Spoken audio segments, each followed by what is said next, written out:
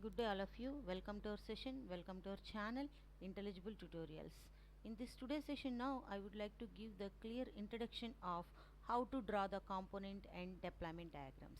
Component and deployment diagrams both are the static diagrams. They only represent the static relationships among the components and static relationships among the nodes. Okay. So first of all we would like to talk about the component diagrams. To talk about the component diagrams, you have to go to the model and add diagram. In the add diagram, simply add the component diagram, and the diagram will be added to the working diagrams and as well as the model explorer, and respective toolbar will be displayed here.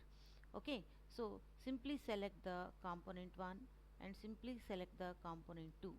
For this component is contains some set of the code, so simply you can add the attributes of the component like attribute 1, attribute 2, and you can add some set of the operations as attribute 1, operation 1 and operation 2, like that. And one component can be directly connected to the another component with the help of some dependency and component realization or interface realization. Two types of the relationships are allowed here. One is dependency, another one is the realization. Like that, the operations can be added from one component to the another component. Component 1 is dependent upon the component 2.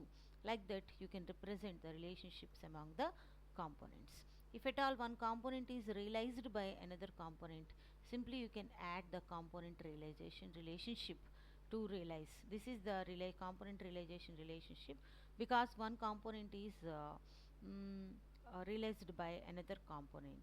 Realization relationship is a combination of dependency and as well as the generalization. Okay, so the dashed lines from the dependency it was taken, and the triangle mark from the generalization it will taken. So like that you can represent a simple component diagram. This is the static diagram, only shows the relationships among the set of the components. Normally a component contains all the kinds of the classes, interfaces and the codes. It itself contains the collection of the attributes, operations what are there inside it. Okay, the collection of the classes, whatever attributes they contain, all contains it here as the attributes and the operations and some set of the codes also. Okay, so this is the component diagram. Now we are going to discuss about the another kind of the diagram, that is nothing but the deployment diagram. To show the deployment diagram, go to the add diagram and simply press the deployment diagram, and the respective toolbar will be displayed here.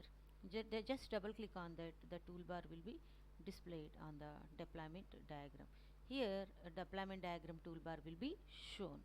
See, this is the node, this is the another node.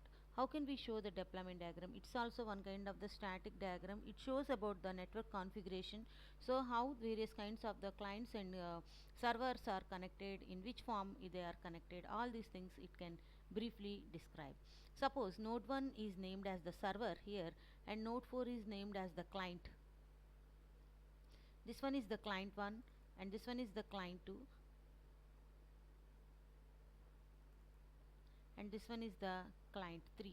Like that, how various kinds of the servers and clients are connected, the layout, the configuration of the servers and clients are connected, it shows.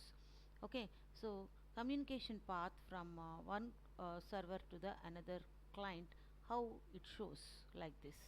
Okay, so server to client 1, client 2 and client 3, like that the information it shows. Sorry,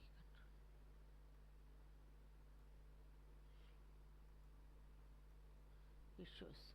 So this is a simple deployment diagram which shows how the server is connected to multiple number of the clients. Like that you can represent the deployment diagram also, how it is going to be represented.